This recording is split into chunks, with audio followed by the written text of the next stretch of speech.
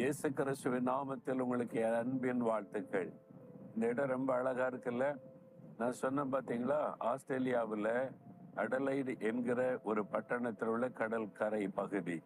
இங்க இந்த கடல் உள்ள வரைக்கும் போவதற்கு இந்த மாதிரி ஒரு பிரிட்ஜ் அமைச்சிருக்கிறாங்க. நிறைய பேர் இங்கிருந்து வாக்கிங்லாம் வர்றாங்க. பார்க்கறதுக்கு ரொம்ப அழகாக இருக்கிறது. இந்த கடல் அலைகள் வருகிறதை பார்க்க பார்க்க மனதுக்கு ரொம்ப சந்தோஷம் இல்லை. இந்த கடற்கரைக்கு வந்து உட்கார்ந்து கடல் அலைகளை கொஞ்சம் அப்படியே பார்த்து ரசிச்சு பாருங்க. ஆண்டவர் நிறைய காரியத்தை அதை கொண்டு பேசுவார். அலை அலையாக வந்து கொண்டே இருக்கும். ஆனா அந்த ஒரு எல்லைக்குள்ள வந்தோடனே பின்னால திரும்பி போயிடும். அலை அலையாய் உபத்திரம் வரலாம், பாடுகள் வரலாம். அந்த எல்லை வரைக்கும் தான் வரும், உங்களை டச் பண்ணாது, அது திரும்பி போயிடும். அதுக்கு ஒரு எல்லை ஆண்டவர் குறித்திருக்கிறார். அதே மாதிரி தான் அலை அலையா பிரச்சனை வரும், அலை அலையா போராட்டம் வரும். இவளுக்கு மேல வராத, என் பிள்ளையை தொடாதன்னு கர்த்தர் எல்லை குறிச்சிருக்கிறார். அதனால பயப்படாதங்க. எதுக்கு பயப்படுறீங்க? தைரியமா இருங்க, சந்தோஷமா இருங்க. ஏன் தெரியுமா? நாகம் 1:15 ஆண்டவர் சொல்லுகிறார், துஷ்டன் உன் வழியாய் கடந்து வருவதில்லை, அவன் முழுவதும் சங்கரிக்கப்பட்டான். துஷ்டன் என்று யாரை ஆண்டவர் சொல்லுகிறார்? பிசாசு, சத்துரு, நம்முடைய எதிராளியாகிய சாத்தான். அவன் துஷ்டன். அவன் துஷ்டத்தனமான காரியத்தை செய்கிறவன். அவன் தான் பயத்தை கொடுக்கிறான், வியாதியை கொடுக்கிறான், பாவத்தை கொண்டு வருகிறான், தடைப்படுத்துகிறான், அழிவை கொண்டு வருகிறான், குழப்பத்தை கொண்டு வருகிறான். எல்லா தீமைக்கு காரணம் இந்த பொல்லாத துஷ்டனாகிய பிசாசு.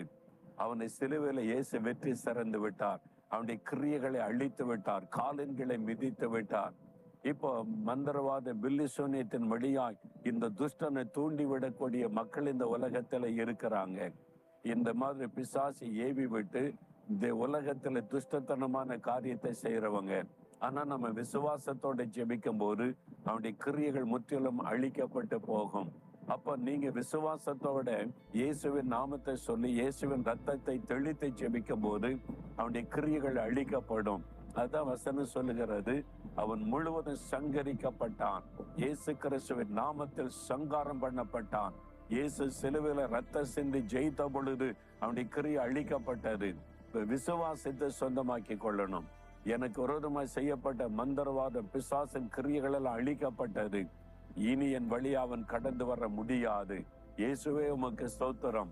பொல்லாத துஷ்டனை, பொல்லாத பிசாசே, நீ சங்கரிக்கப்பட்டவன். என் இயேசுவினால் நீ காலின்களை நசுக்கப்பட்டவன். என் குடும்பத்துக்குள்ள என் வாழ்க்கையில நுழைய உனக்கு அதிகாரம் இல்லை. நீ என் வாழ்க்கையில பிரவேசிக்க முடியாது, என் வீட்டுக்குள்ளே நுழைய முடியாது, என் காரியத்தில தலையிட முடியாது. நீ சங்கரிக்கப்பட்டு போனவன்.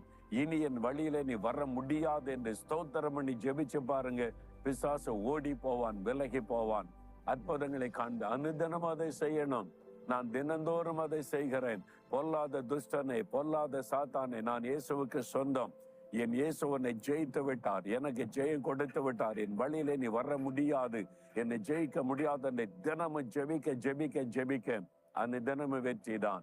இன்னைக்கு சொல்லுங்க, எதுக்கு பயந்துகிட்டு இருக்கிறீங்க? தைரியமா சொல்லுங்க, பொல்லாத துஷ்டனே, என் வழியாக நீ கடந்து வர முடியாது.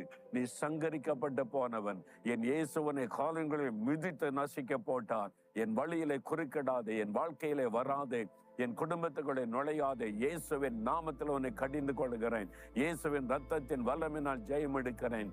துஷ்டன் இனி என் வழியாய் கடந்து வருவது இல்லை. இயேசுவின் நாமத்தில் ஆமேன், ஆமேன்.